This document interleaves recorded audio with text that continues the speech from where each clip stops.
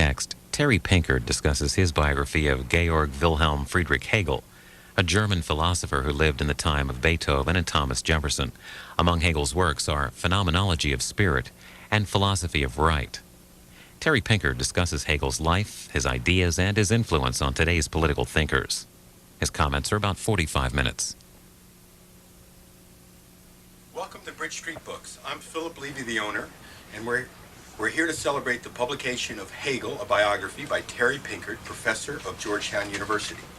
Professor Pinkard and his wife Susan Pinkard, a dean of the School of Foreign Service, have been longtime friends and customers of Bridge Street Books, so we're particularly pleased to host the event tonight. Hegel, a biography published by Cambridge University Press, is that rare combination of historical and philosophical depth with lively and engaging writing. Professor Pinkard's Hegel is a lucid and entertaining portrait of the man in his time, the work in its context, and the revolutions and counter-revolutions which Hegel's work created. These are ideas and events which continue to shape contemporary society, though I'll admit you'll have to ask Professor Pinkard for the details. I would just like to mention that this newly released book has already received rave reviews from Publishers Weekly, which called it a narrative of operatic scope, and the Boston Book Review, which ended its review by stating, "By now it's clear that Professor Pinkard offers the most rounded, richly filled out picture of Hegel as both philosopher and man that we have ever had in English. This will quickly become the standard biography of Hegel and richly deserves to do so. In an age of fine Hegel scholarship, this is a towering achievement." Professor Pinkard. Thank you very much, Philip. Just a couple of words of what led me to do this at first. I, of course, have been interested in Hegel really for quite a while here. Can people hear me here? Okay. Okay. Been interested in Hegel really for quite a while here, and one of the things that, of course, first drew me to Hegel's thought was Hegel's uncompromising modernity. Hegel was, in many ways, the first of a long line of people to try and think through and understand what it really meant to live in the modern world, what it meant to live in a world where all the old certainties had collapsed, and that from now on we were, as individuals and as collectives, performing without a net. And as Hegel liked to say, in this modern world, we're free sailing. There's nothing above us and nothing below us. That the old props that had held us up for so many years, the reliance on tradition, or the reliance on some form of sacred text, or the reliance on some unambiguous conception of what it meant to be natural, or some particular shared religion like Christendom, had simply vanished as having any kind of binding and authoritative force for ourselves. That these old props had, as it were, gradually and slowly rotted away from underneath us. So Hegel, as this great modernist, trying to think about what it really meant to live a life with nothing above you and nothing below you, where we are each individually and collectively making it up as we go along here, offered a fascinating philosophical topic for me to think about. But as the years wore on, of course, I began to wonder a little bit more about who exactly Hegel was, especially given the controversies that have always surrounded Hegel's life. By and large, the picture of Hegel that has been bequeathed to us over the years is of a very stuffy, somewhat pompous, arrogant, very conservative, reactionary fellow who, for whatever brilliance he may have had, was an unpleasant individual. That didn't really fit well, that picture of Hegel, the person, didn't really fit well with the Hegel, of course, that I had been encountering in the text and have been teaching now for almost 20 years. When I started out doing the biography, I was, of course, curious to see exactly how Hegel's life and his thought would really interact with each other, and I was really quite surprised to find that Hegel, the person, turned out to be a much more fascinating and interesting character than even I could have given him credit for. He was a complex fellow. He was certainly no saint, but he was not the reactionary. He was not the stuffed shirt. He was not the arrogant, pompous individual that he has usually been made out to be here. Just a little bit about Hegel's life, and I'd like just to give you some more or less exemplary passages that may in some sense break up the old and established picture of Hegel that we have. I won't talk too much right now about the philosophy of this. My question in this book, who was Hegel? Hegel was, first of all, he was the son of a minor level functionary in Stuttgart. There were great problems in Hegel's family. His father quite clearly sided with his younger brother. Hegel and his sister quite clearly sided with the mother.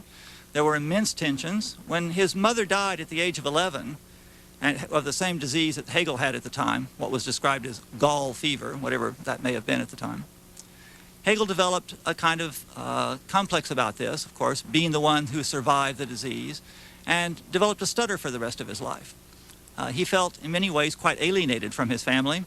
In all his letters, he rarely talks about his father, but he often talks about his mother. His mother wanted him to be a pastor.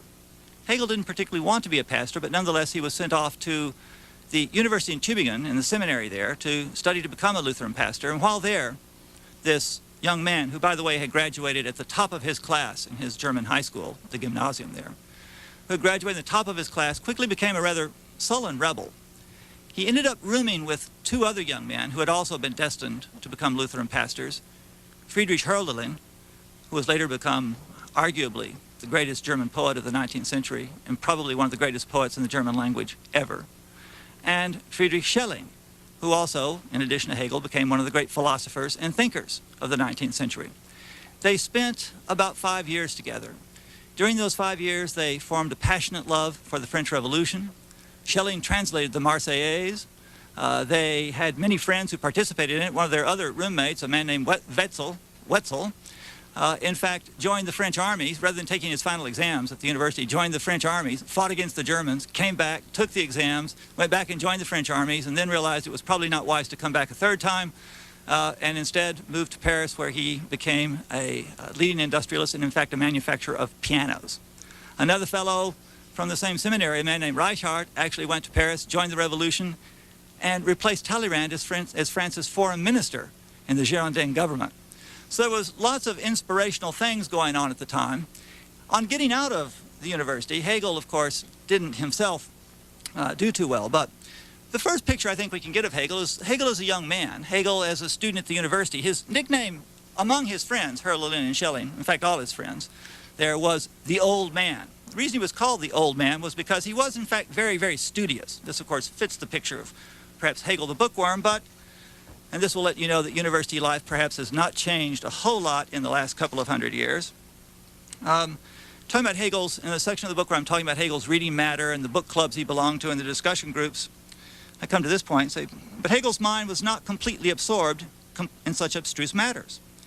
He remained a gregarious soul, and like many students before and since, he and his fellow students reacted to the strictness of their academic environment by forming bonds of camaraderie with each other.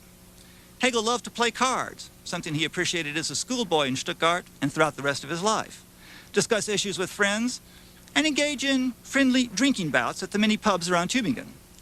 These escapades, along with Hegel's continuous cutting of lectures and his continual oversleeping of his classes, did not go unnoticed by the proctors, and the records show Hegel being cited several times for such breaches of the rules.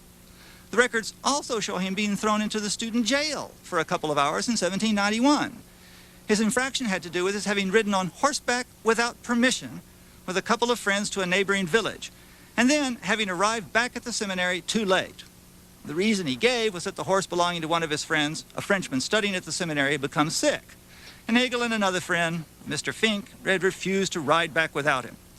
The result of Hegel's disobedience to the rules was some mandatory time spent in the Karzer, the student jail at Tübingen.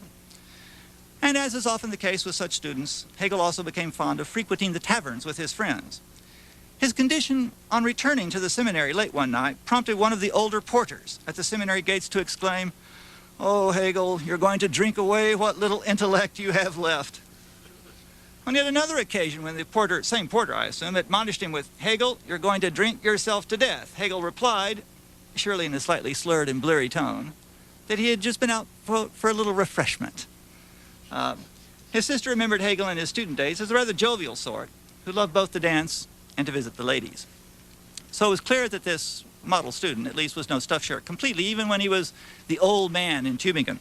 On graduating, Hegel went off to become a house tutor in Bern. He went off with great dreams of becoming a private writer, perhaps, in some sense, writing popular pieces for the German press, instigating a new political, moral, and social reform along the lines of the French Revolution.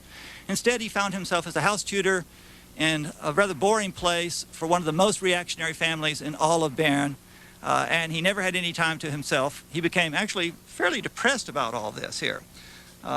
He ended up going over to another friend's house all the time where they would play the piano and sing Freude schöner Götterfunken in one of the pre-Beethoven settings here.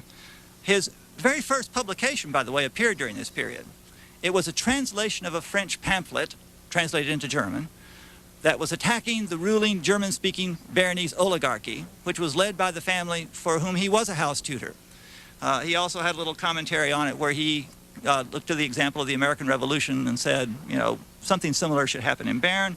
So there was Hegel, the young house tutor, translating revolutionary pamphlets right in the house of the people that he was working for while singing Freude schöner Götterfunken on the piano at his friend's house. Nonetheless, he was pretty depressed here.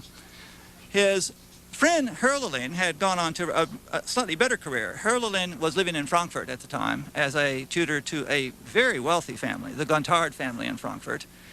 He had also become a published poet and was already attracting quite a lot of recognition for his early poetry. His other roommate, Schelling, had gone on to stage a rather meteoric rise and become, in his 20s, a famous philosophical celebrity throughout Germany, whereas Hegel was stuck in Bern, still being a house tutor and writing these kind of despairing letters to his friends about how things weren't going quite as he had hoped they would have gone. The friendship with the poet Hölderlin especially was to prove very lasting and really epical for Hegel. In talking about Hegel's depression, at one point in the book, I mentioned that in his letters to both Schelling and Hölderlin, Hegel's depressed mood was evident.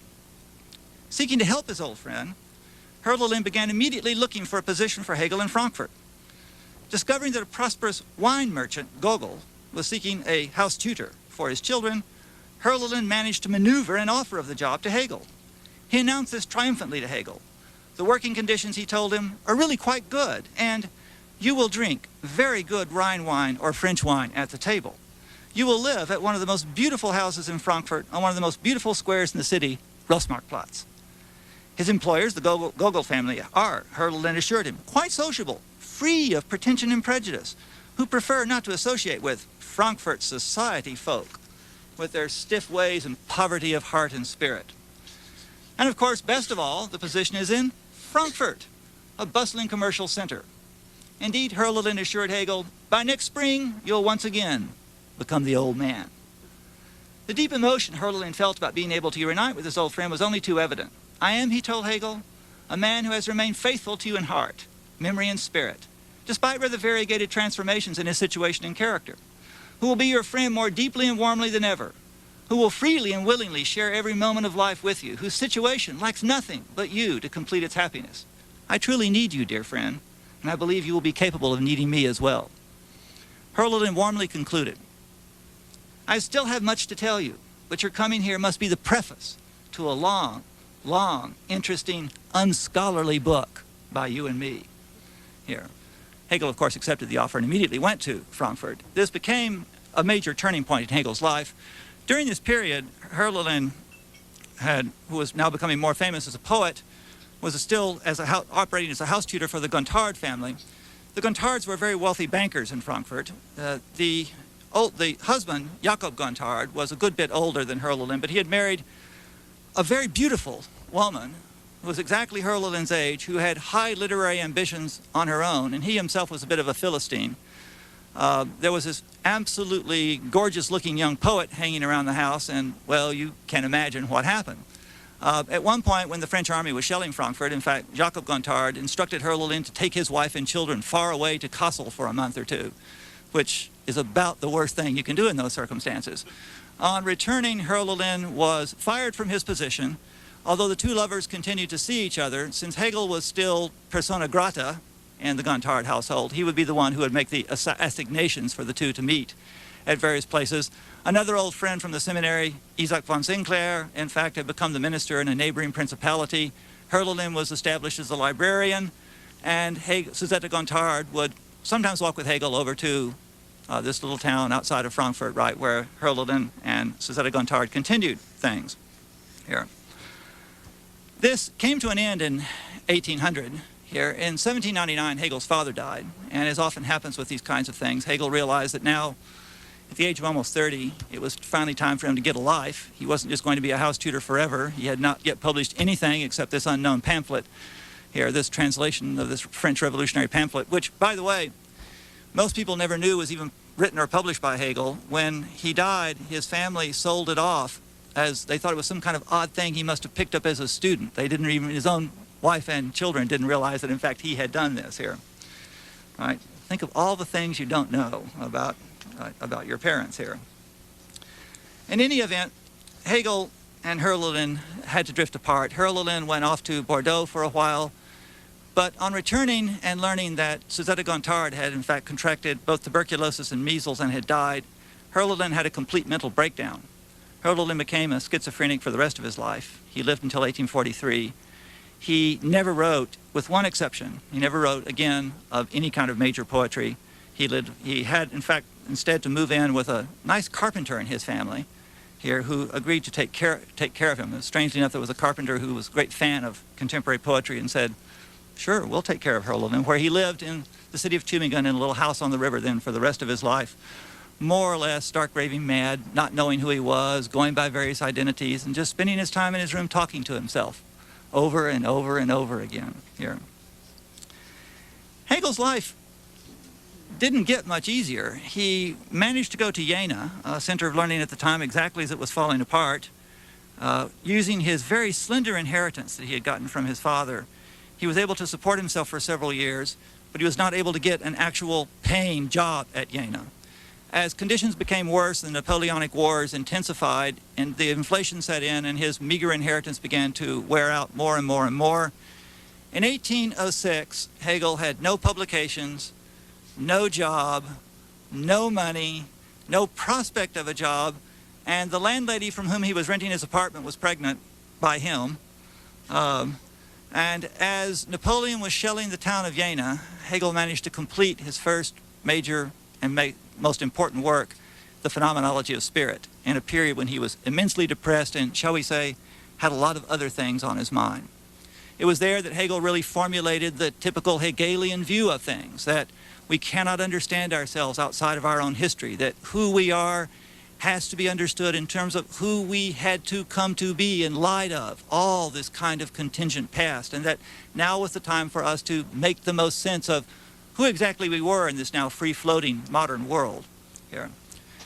Despite the initial success of this book, Hegel still couldn't get a job and ended up editing a newspaper in Bamberg. He was a newspaper editor for 2 years, editing a pro-Napoleonic newspaper and becoming quite a bon vivant around town. He has some very touching stories, I think, which I won't go into here, about how he took care of all the employees working for his newspaper.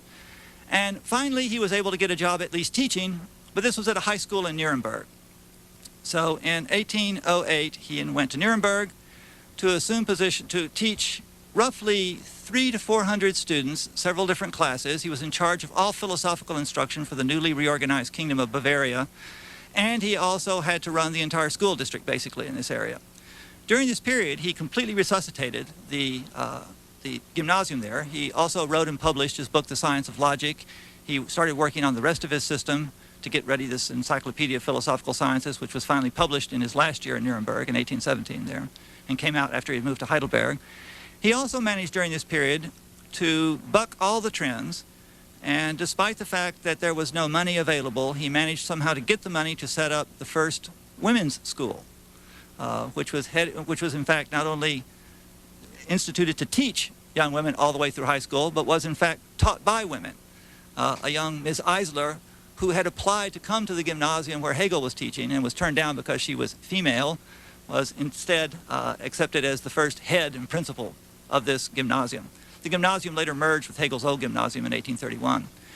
During this period, he married into the Nuremberg patriciate. He married Marie von Tucher, an old, outstanding family, and it was a relationship that, as far as we can gather, seemed to be very close and very intimate and very happy then for the rest of their lives. This despite the fact that there was a 20-year difference between them. There were, of course, some glitches along the way, as always happens when you marry someone 20 years younger than you are. But nonetheless, right, Hegel and his wife had a happy life. They ended up with 2 sons, and they later took in Hegel's illegitimate son, Ludwig Fischer, into their house after Hegel got his first professorship at the age of 48. This was the first paying university job he had ever had. His life was 2/3 over by that point. They moved to Heidelberg, and then shortly thereafter, Hegel got the job he had wanted, the position at the radically new University of Berlin, the university that by and large has shaped the form of modern universities that we know today. A university dedicated, as its founder put it, to teaching and research, to bringing the best minds in contact with the best young minds and somehow creating a kind of energy and excitement out of that would last. The picture that you usually get of Hegel after moving to Berlin is that after he moved to Berlin, he became very famous, became very stuffy, became a reactionary, became the official philosopher of Prussian absolutism, as the old phrase had it. In fact, this isn't true. Immediately on getting there, his student assistant that he picked, a young man named Karl, was arrested, interrogated, and then banned from teaching in universities throughout Germany for being too much of a liberal radical. Karl had published some articles that called for full civil emancipation of Jews, for example, for open admissions to all kinds of other things, for the abolition of special privileges for the aristocracy. For that, Karl lost all prospect of academic employment. Hegel then picked another student. He thought this would be a little safer, a man named Leopold von Henning, an aristocrat who in fact had been an officer in the wars against Napoleon, but who also was in fact a liberal, who was immediately arrested also, put in jail, and for some liberal pamphleteering. Now, this is during the height of the repression, when the Prussian government is looking for absolutely anywhere, right, to find these subversives, demagogues as it called them, and was throwing a lot of people in jail and firing a lot of professors from their jobs for being such subversives. Hegel already had 2 of his students in jail. A little passage from this. With Karl having been rejected by the authorities, Hegel had to make a second choice for teaching assistant. Somewhat defiantly, he chose Leopold von Henning. Again, an aristocrat who had fought the wars against Napoleon as a volunteer, so on and so on here. I will skip the passages about Henning's arrest. Henning was held for several weeks with a policeman guarding the door to his prison cell. During von Henning's imprisonment, Hegel did something a bit extraordinary. Henning's cell had a window facing the Spree River in Berlin, not far from the university and not far from Hegel's own apartment. Hegel joined his other students on a skiff, and at midnight they all rowed up to the point at which Henning's cell window faced the river and began a conversation with him in Latin so that it could not be understood by the guards if they happened to overhear it. They wished to let him know that they were convinced of his innocence and they were working hard to prove it. As the boat pulled up next to Henning's window, close enough for Hegel and Henning to shake hands, Hegel, aware of the general absurdity of the situation in which he had put himself, uttered in Latin, in a very mock-grave tone, "Num me vides," literally translated, "Now you surely see me," which provoked no small amount of mirth among those present. He then continued with some vague generalities in Latin, and the group went home, the students amused, and probably a bit surprised by Hegel's ironic treatment of the situation, and all, probably including Hegel himself, joking about the matter on the way back. Hegel's first biographer, Karl Rosenkranz, laconically noted, it would have been all too easy for Hegel to have been shot by a zealous Prussian watchman, and the history of philosophy would have been very much different here. There were many other things that occurred like this. When his friend from France, Victor Cousin, was also arrested and thrown in jail in 1824, Hegel very courageously went public on a letter demanding Cousin's immediate release. There was a lot of problems with this. Even Hegel's friend said, "You may be going too far this time," but in fact he was able to secure Cousin's release, something that Cousin never forgot, and in fact dedicated several books to him. Cousin himself later, of course, became the founder of the École Normale Supérieure, a major French philosopher and a major figure in French education here. A number of other anecdotes. In fact, at one point in 1820, during this period of great repression, Hegel took his students to Dresden to see the artworks there. As they were all sitting around the table in the inn where they were all staying, the waiter came over with the local Meisner wine. Hegel rejected it, instead ordering 3 bottles of the most expensive champagne in Europe, Champagne Sillery. He poured the champagne around for all of his students and then said, toast. And the students, of course, happily quaffed it all down, as students are wont to do. And finally, Hegel said, "Now, you do realize what we're drinking to today, don't you?" And the students said, "Well, no, what?" He said, "Gentlemen, to the 14th of July, to the storming of the Bastille here." One of the students present was a young Jewish scholar named Edward Gans, who later became, in fact, one of Hegel's closest students and one of the major figures in the revitalization of the Jewish community in Berlin, and in fact was the person who wrote the official obituary for Hegel after his death.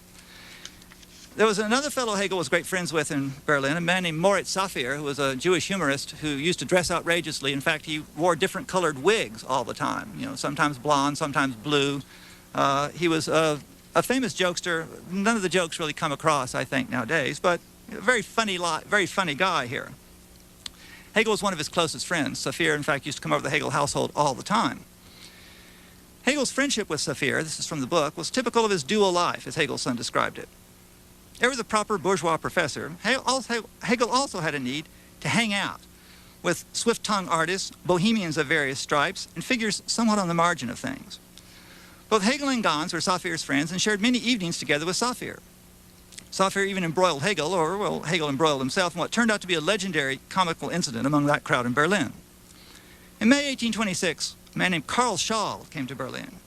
Schall was a high-living, big-spending, grandly eating, very rotund dilettante, a passionate devotee of the theater and of actresses in particular, who, after scoring big in the lottery, decided that Berlin would be a nice place to indulge his tastes. Like so many Berliners at the time, he was totally smitten with Henriette Sontag, the beautiful, chaste singer in the musical stage in the main Berlin theater. People even spoke of Sontag fever at the time. Sontag was also a friend of Hegel's. Saphir, always the debunker, was of course on the other hand forever making jokes at Sontag's expense in his newspaper.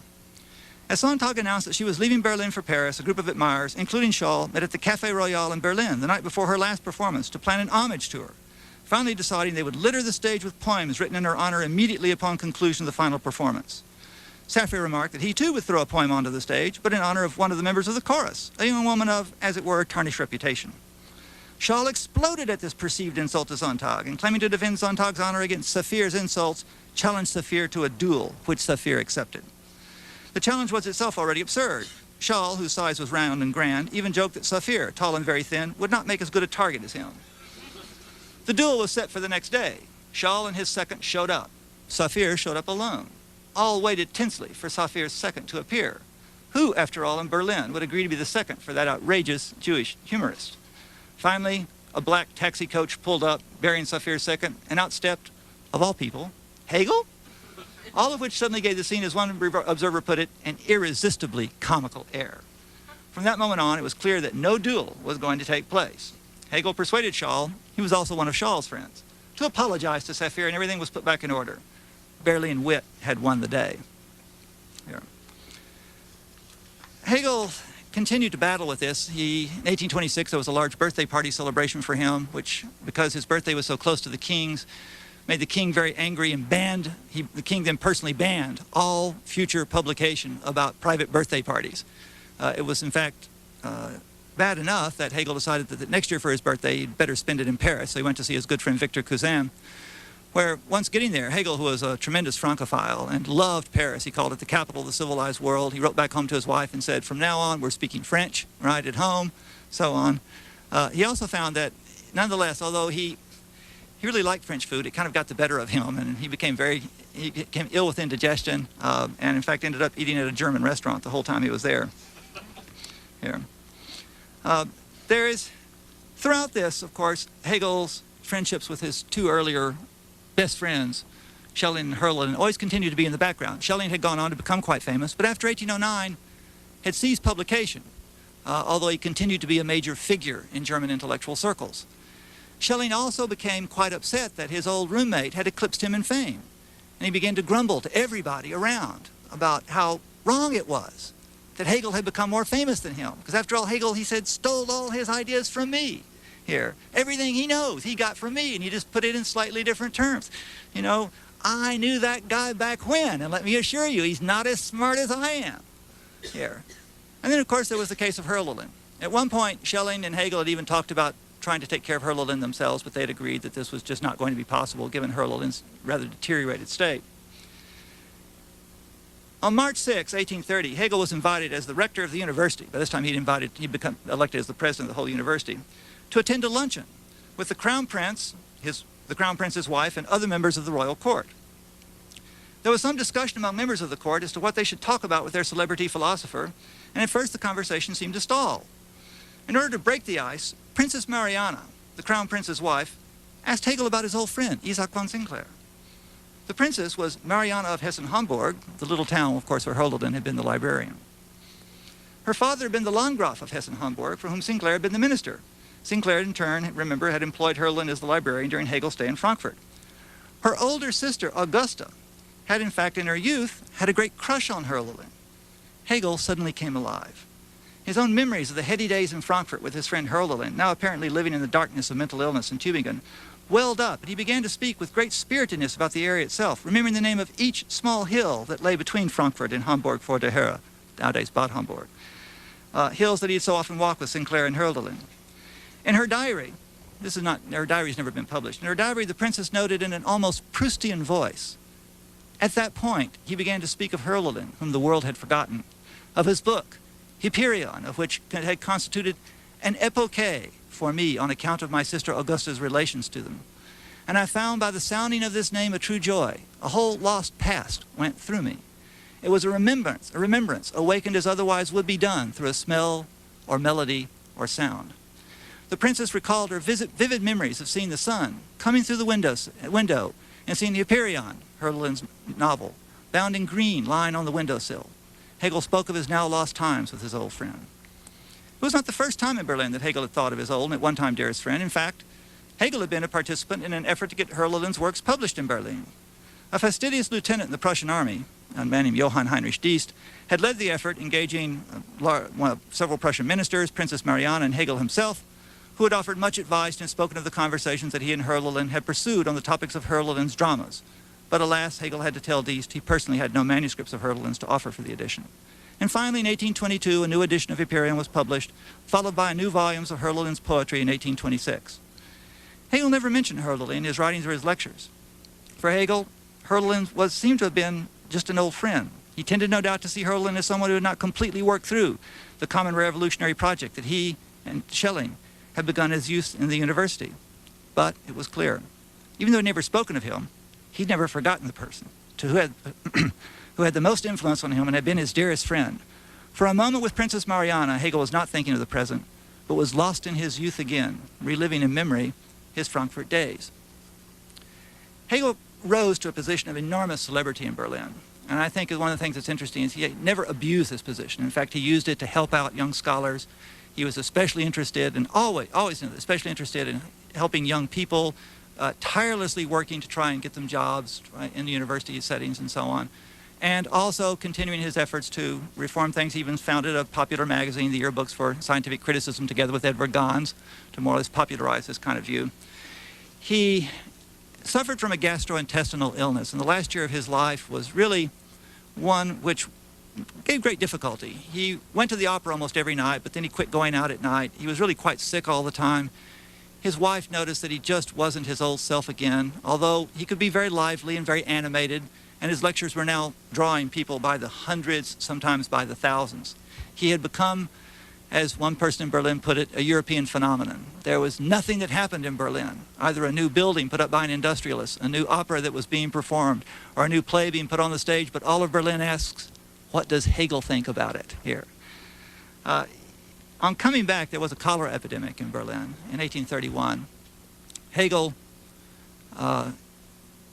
gave some lectures on Friday, seemed to be very weak, went over to his good friend Zelter, where he always went over on Friday night and played cards, usually whist, with Zelter and the royal stable master, and they'd always pick up a fourth and so on until late at night. He got up on Saturday morning, thought things were fine. They invited some friends over for dinner. At noon, he started feeling very bad. By roughly 8 o'clock, he was feeling very, very bad. And by the next day, he was having trouble breathing. And by 5 o'clock in the afternoon, he had died. His cause of death was pronounced as cholera, although I think it's quite easy to show this wasn't cholera, but something else. And this came as, of course, a great shock to everyone in Berlin. Hegel was suddenly, at the height of his fame, the height of his powers, taken away from everybody. The Hegelian school quickly split into the left and the right. The Hegelians began arguing with each other about who was the best propagator of Hegel's legacy. The Prussian authorities themselves were very unclear about what they thought about all this. One of the strangest events that happened was that Schelling, his old friend Schelling, who had now grown really quite conservative in his old age, 10 years to the day of Hegel's death, was given Hegel's chair in Berlin, and the official letter of appointment told him that his duty was to stamp out the dragon seed of Hegelianism in Berlin. Sitting in the lecture that day were 3 young men who had wanted to study with Hegel and had come to Berlin to get the spirit of Hegelianism. One was Søren Kierkegaard, the other was Bakunin, and the other was Friedrich Engels. You might say that at that point, history was knocking on the door here. Hegel, of course, later became appropriated by the reactionaries who wanted to claim Hegel as one of their own. There's a story about this, which I tell in the book, exactly how this happened. And strangely, by roughly the 1870s and 1880s, Hegel had become seen as the philosopher of Prussian absolutism, the man who drank a glass of wine every year to the storming of the Bastille, who celebrated the French Revolution, who tried his very best, in fact, to argue for representative government and, as he put it, from power from below in this new form of life, had suddenly become characterized, so it looked like for all history, as in fact a stuffy, arrogant, pompous, little pet of the state who had defended with all his might the powers of the absolutist Prussian monarchy. Not true. Schelling died in 1854. He never was the success that Hegel was. In fact, Bakunin, Kierkegaard, and Engels all were very disappointed at the lectures and left and went elsewhere here. Since Hegel's departure for Jena, his oldest and dearest friends of his youth, Hölderlin, had been living in madness in Tübingen, cared for by a carpenter and his family. Had even become by the 1820s a bit of a literary tourist attraction, and visitors would seek him out, talk with him, and often come away with a small piece of rhyming poetry as a keepsake, which Hölderlin would write for them on the spot. You could go and say, after you talked with Hölderlin, maybe bought him a drink, you could say, could I have a poem about, say, springtime? Well, sure, you write these little rhyme couplets and sign them usually Scardinelli. Here. But at the same point, most likely in the 1820s, perhaps around the same time that Hegel was having dinner with the Prussian royal family and wistfully recounting, with Princess Mariana, his time in Frankfurt with Hölderlin himself, against the forces of his own madness, momentarily, and for the very last time, regained his powers and composed his last haunting piece of blank verse. Alone among all of his poems, it's written in a woman's voice, addressed to him, that of his love, the long-dead Suzette Gontard. It begins with the lines, in prose translation, the German is much, much better. If from the distance that separated us, am I still recognizable to you, the past you share of my sufferings? And it recounts in loving detail the enchanted days they shared in the gardens in Frankfurt, the fields which they had met after Hölderlin's dismissal from the Gontard household, meetings, of course, that Hegel had helped to arrange for the lovers. Even the flowers that populated the gardens of Hamburg, Fortehere, and the Gontard house. As the poem progresses, Hölderlin's sense of loss and the alienation that had settled in over him in the ensuing years of his madness and isolation from his youthful friends becomes palpable. And it concludes, those were beautiful days, but they were followed by a sorrowful twilight. That you are so alone in the beautiful world, you always asserted to me, darling. That, however, is something you don't know. At that point, the poem breaks off. The German literary scholar Christoph Theodor Schwab visited Hölderlin shortly before his death on June 7, 1843. Hegel died in 1831. Talked to him about a number of things, and he asked him whether he ever thought of Hegel. Hölderlin answered, of course he had, muttered something incomprehensible, and then noted simply, we have to assume with a smile on his face, oh, the absolute. Thank you.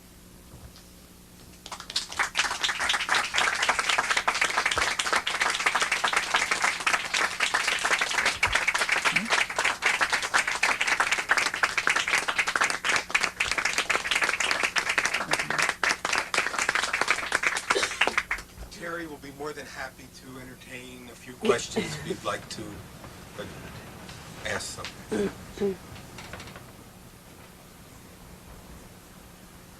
Trevor? Could you speak a little bit about Hegel's writing style? I believe Hölderlin had something of an influence in shaping that. Well, of course, Hegel's writing style, in fact, is one of his most dubious legacies. I think it's pretty clear to say that there is probably no more obscure philosopher than Hegel, which is, of course, very striking because when Hegel wasn't writing philosophy, he, in fact, was a brilliant essayist. When you read his writings all throughout his life that aren't on philosophy, he has a great way of turning phrases, he has a sharp wit, and so on. And then when it comes to philosophy, it gets very turgid. This has, of course, helped to fuel the Hegel legend of, the pompous guy who's maybe a gas bag and so on.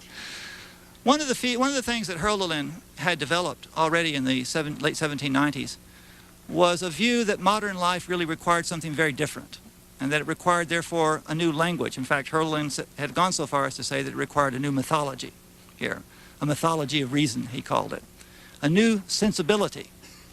And that for that new sensibility really to take hold, it was necessary for the poets and the philosophers to invent a new language, because you couldn't rely on just the old terms. If you did that, you weren't really teaching people to think for themselves. And the goal of all this was, of course, to become free, right? To learn to perform without a net, right? To really learn to live your own life, think for yourself.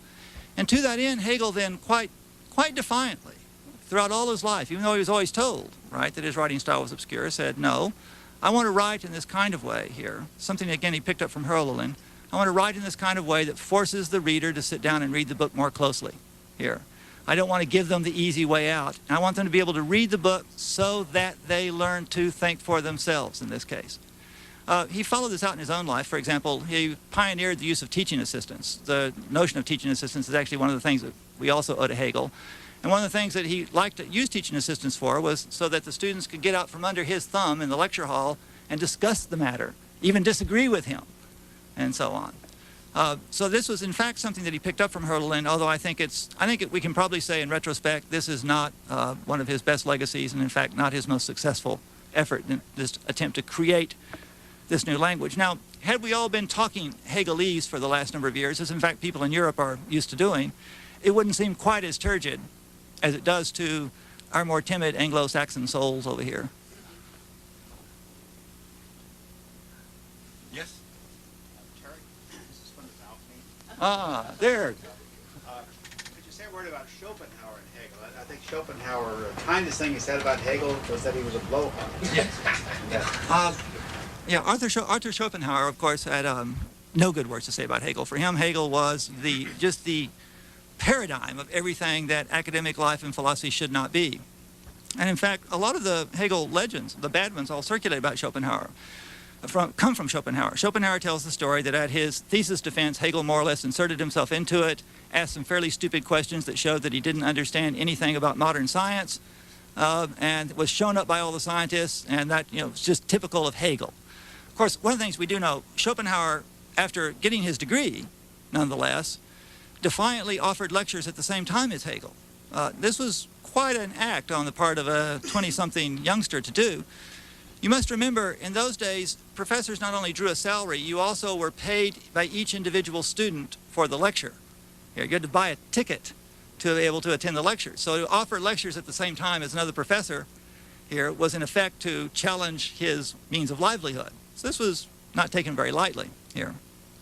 Unfortunately, nobody came to Schopenhauer's lectures, and so he had to give up and leave town rather in disgrace, and he never really forgave Hegel for that. I was curious about this, and I went back and read the faculty minutes. In fact, it turned out that Hegel had always been on the committee for Schopenhauer. He didn't barge in.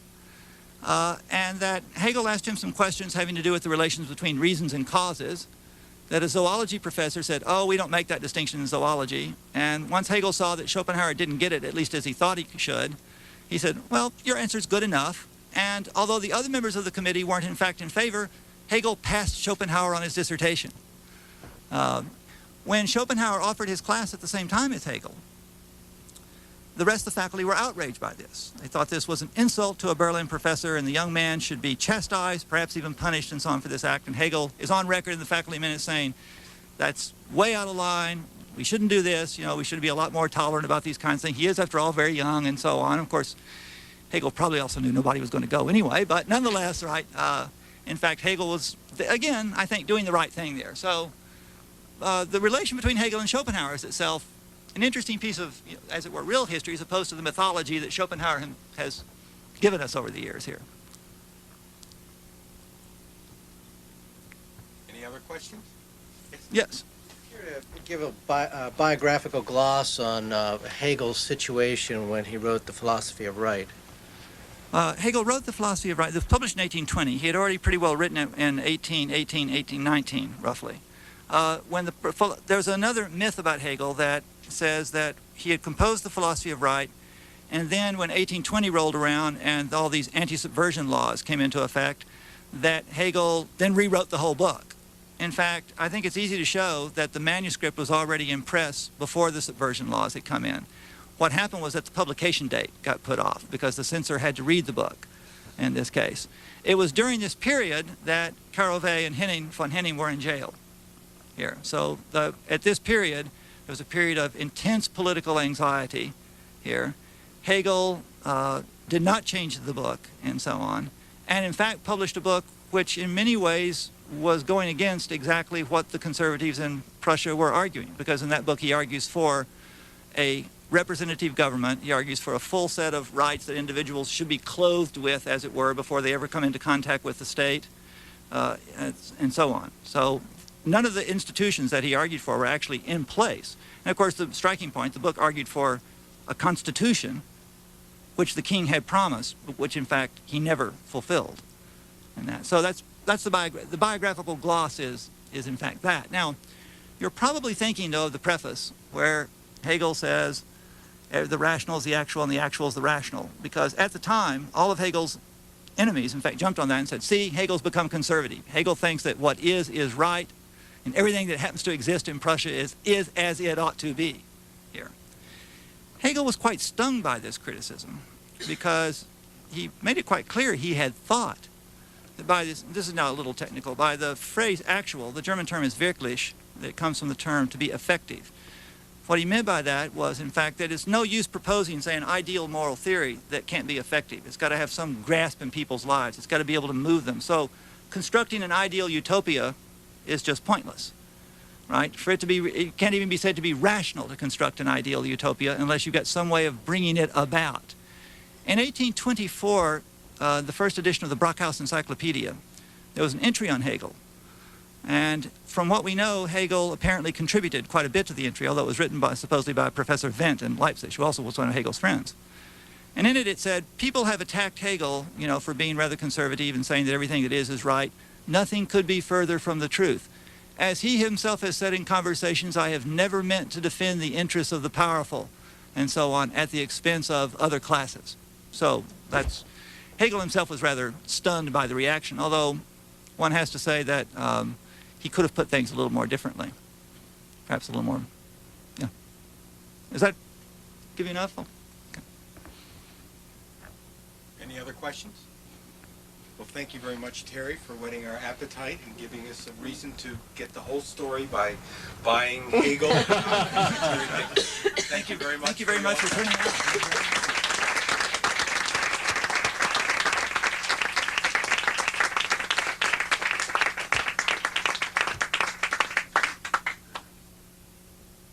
Terry Pinkard is a philosophy professor at Georgetown University.